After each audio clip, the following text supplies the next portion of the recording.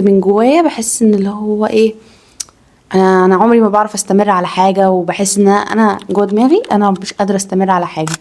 هلا يا جماعه، عاملين ايه؟ welcome back to another video في ال 60 day challenge. ولو انتوا جداد هنا welcome to my channel. انا بعمل دلوقتي 60 day challenge، ان انا انزل كل يوم فيديو في اخر 60 يوم في 2025 عشان ادخل السنه الجديده وانا عامله فيديوهات كتير.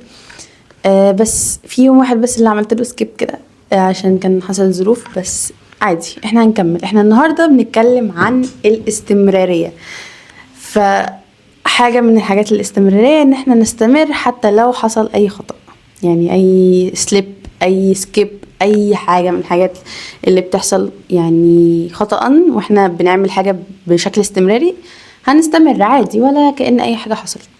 هنتغاضى عن الموضوع وهنكمل. فان شاء الله الفيديو ده يكون مفيد وصغنن وما اقعدش ارغي. بجد بجد بحاول ان الفيديو يبقى يعني ما يبقاش فيه رغي ان شاء الله. ادعوا لي. يلا بينا نبدأ الفيديو. طيب انا عايزه اقول بس ديسكليمر كده بسيط قبل ما ابدا الفيديو، اللي هو الترجمه الفوريه، يعني تحذير.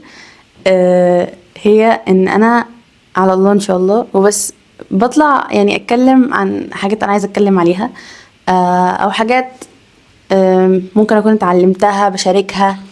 يعني كل اللي بيتقال في الفيديوهات هيبقى مجرد مشاركه.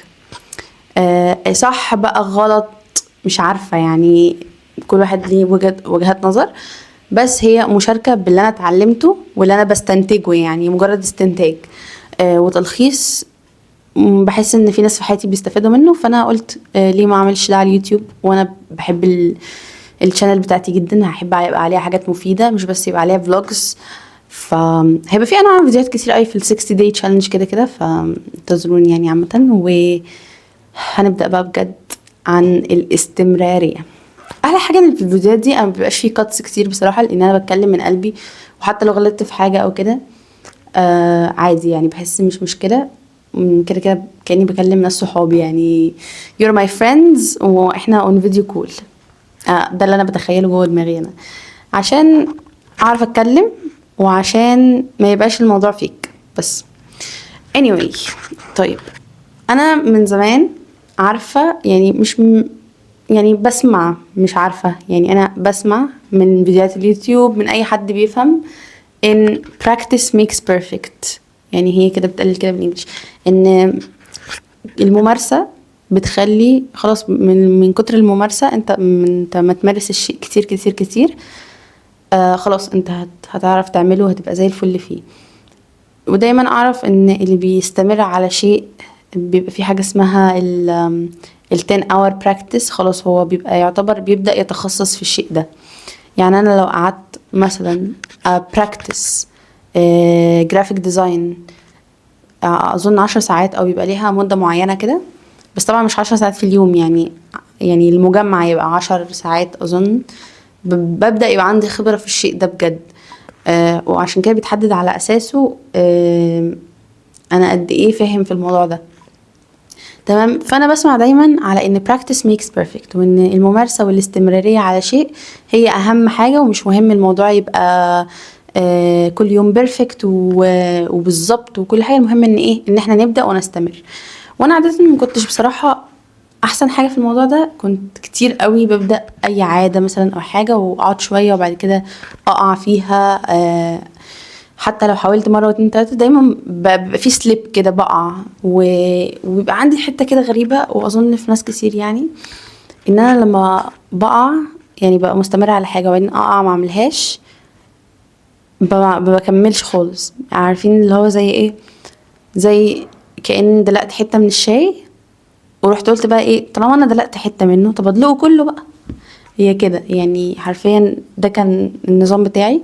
كنت خلاص انا مثلا منزلتش الجيم يومين ورا بعض، خلاص بقى طب انا مش نازلة خالص ويضيع عليا الاشتراك.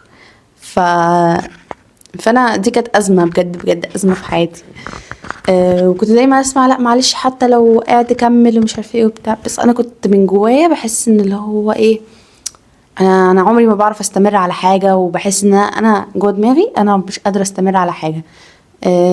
مش بشوف دايما، يعني دماغي بتثبت لي ان كل يوم ان انا مش عارفه استمر على حاجه، ولما بستمر على حاجه حتى لمده اسبوع او كده بتبقى معجزه، وبحس ان اللي هو هيجي لي وقت وهقع، وهيجي لي وقت ومش هكمل فيها.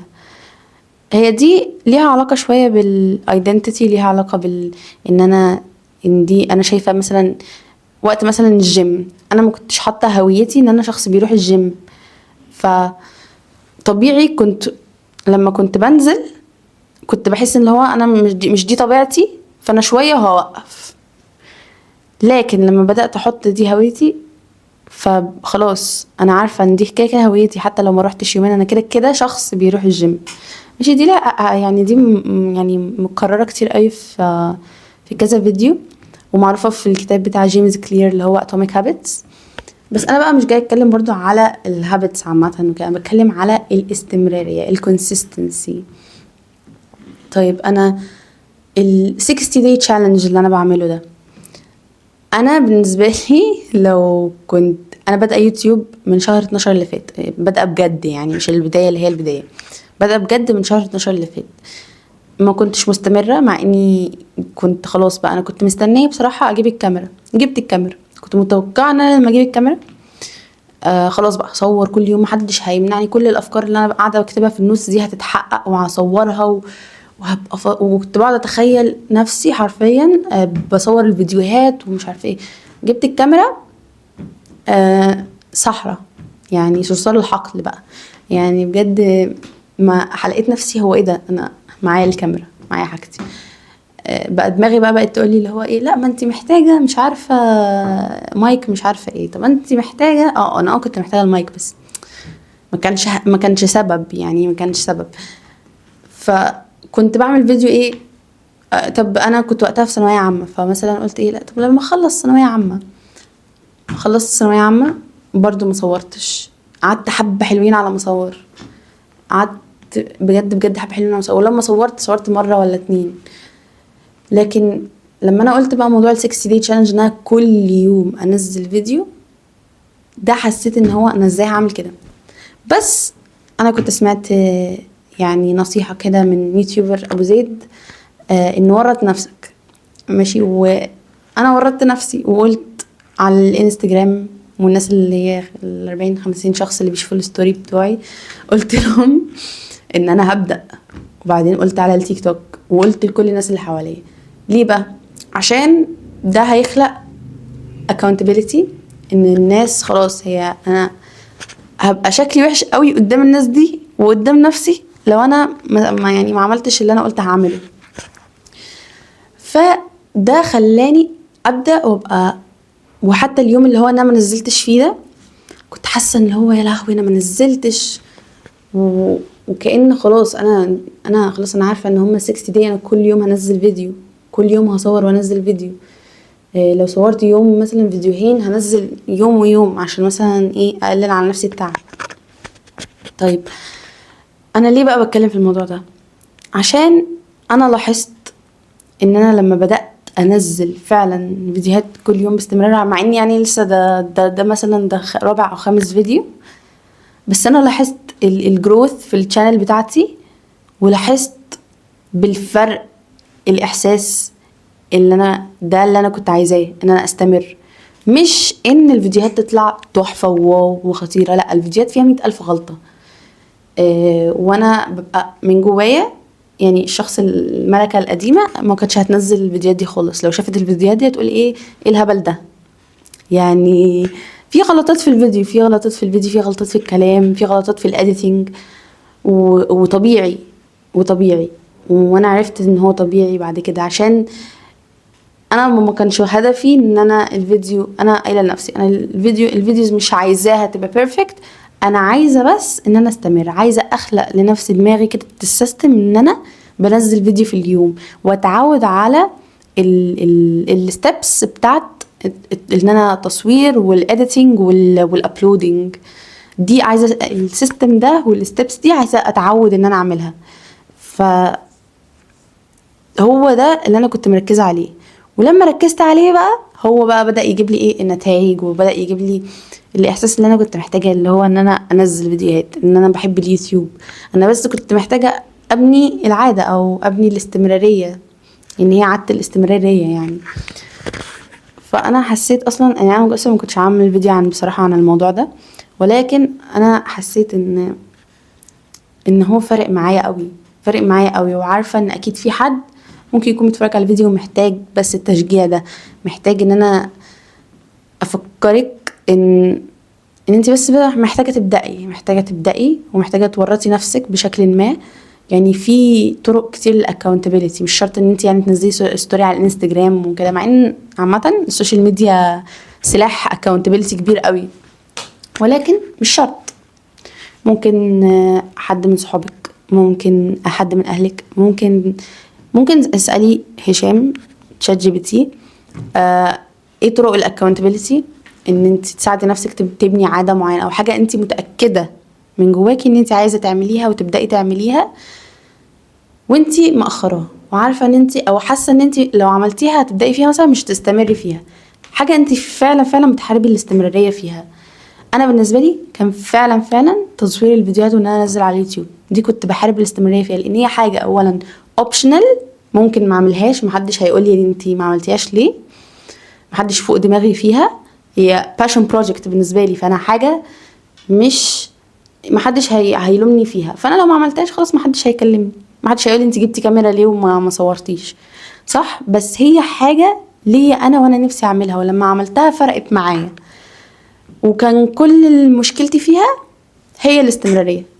فانت وفي حاجات بقى على حاجات كبيرة زي مثلا بروجيكتس ولا حاجات كده، وفي حاجات صغيرة مثلا عادات معينة زي مثلا أذكار الصباح والمساء، زي مثلا حتى الصلاة، حاجات يعني احنا ايه صغيرة وكبيرة على حسب أولويات كل واحد. بس احنا بس محتاجين فيها حتة الايه الاستمرارية دي، حتة ان انا أبدأ وأكمل. وبجد يا جماعة أهم حاجة في الاستمرارية أنا شايفاها من وجهة نظري، ان انا لو وقعت او وما كملتش فيها مرة ولا مرتين، ماليش دعوة بالمرة ولا مرتين دول، ما اخدهمش سبب وما خليش الشيطان يضحك عليا، واكمل عادي، اعتبروها بجد كأنكم معاكم كيس شيبسي، او زي الشاي، زي برضو المثل بتاع الشاي ده، معاكم كيس شيبسي وقعتوا شيبسيايه، ماشي خلاص وقعت منكم، هل هترموا الكيس كله؟ هل انتوا لما وقعت منكم كيس شيبسي هترموا الكيس كله ولا هتكملوا عادي؟ خلاص مش مهم، وقعت، لا هتكملوا، ماشي. مش منطقي خالص يعني، حد مجنون اللي هو حته من الكيس شيبسي وقعت، شيبسية وقعت فانتوا ترموا الكيس كله. فهي نفس الفكره. انا مثلا فاتني صلاه العصر، ماشي، هل بقى هقول ايه؟ طب خلاص بقى دماغي بقى تقول لي ايه؟ خلاص بقى ما المغرب والعشاء بقى، خلاص بقى ما انا كده فات العصر. هو اولا بعيدا يعني على ان انا مش عارفه انا ليه حطيت المثل ده يعني، بس انا قصدي هنا ان احنا طالما يوم مثلا فاتنا في حاجه في العاده مثلا فاتتنا في الاستمراريه دي، ما نركزش على ان احنا سيبنا مره، لا نركز على ان احنا نكمل. زي ما انا مثلا فوتت فيديو اهو في التشالنج، وده كان اختبار ليا ان انا اشوف انا هكمل ولا لا، وكملت اهو بعمل فيديو، وهكمل ال 60 day challenge. ماليش دعوه باليوم اللي عديته ده، خلاص حصل اللي حصل، هعمل ايه؟